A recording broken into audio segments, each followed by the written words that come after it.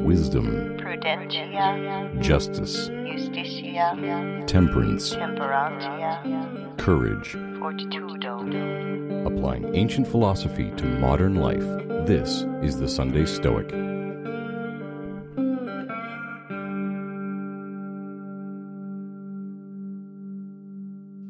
Good morning, everyone. Welcome to the Sunday Stoic Podcast. Why do I say good morning? Because it's actually Sunday morning while I'm reading this. The coffee pot is making noise in the background. My kid's still in bed.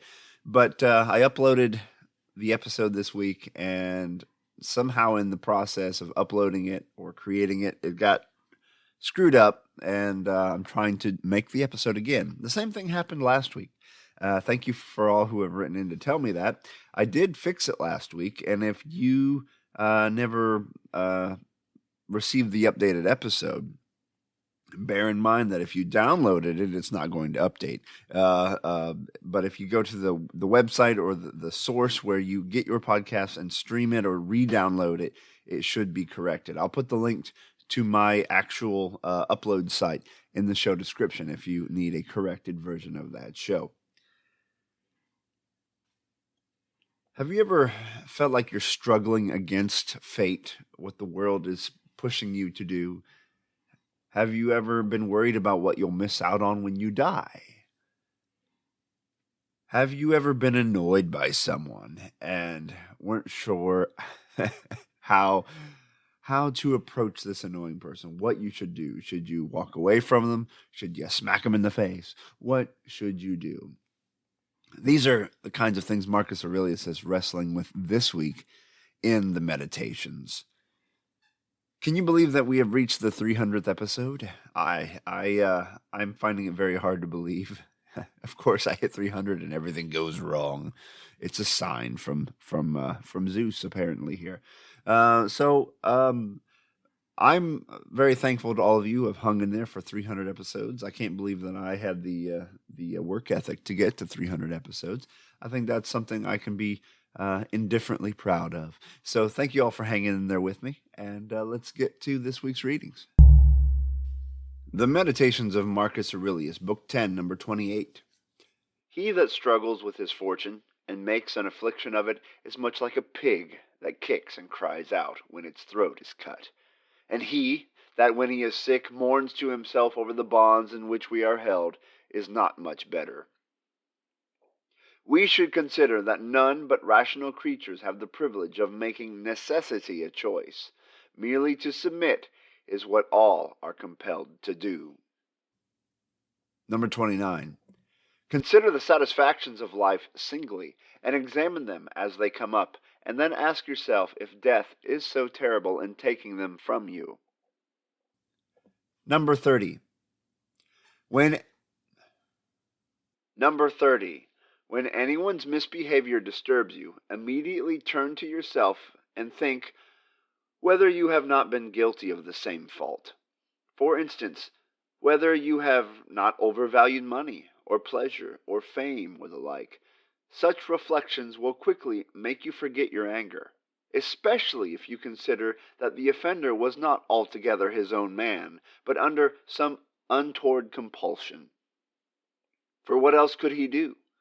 Therefore, if you can, step in to the rescue and free him from the compulsion.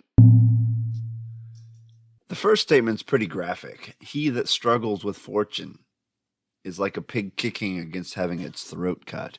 As a farm kid, this is an experience I have seen, and it's not really a pleasant one. But what he's trying to get at here is the pig has no matter of choice. There is no way out of the situation. There's nothing the pig can do that's going to save the pig. Much like I think it's Seneca who talks about a gladiator on the floor of the Colosseum, stabbed all over the place, begging not to be killed when it's obvious he's going to die. It's fighting fate. This is something obviously is going to happen, and yet you're struggling against it. Now, we don't have to go to such graphic, disturbing imagery in order to get the point here. There are some things that are just a brute fact of how reality is that we can't overcome, and denying it and fighting against it is useless. But whenever something does come up, we have choice of to how to accept it, as to how to work with it, as to some things we might just have to just purely accept and just allow. Other things we may be able to say, okay, that failed completely, but I have this other option now to take. So it depends on the situation. We have to use our practical wisdom to decide how to react in any given situation. But he says that we are rational creatures and we have the privilege of making necessity a choice. What he's saying there is kind of like when Epictetus tells us to love our fate.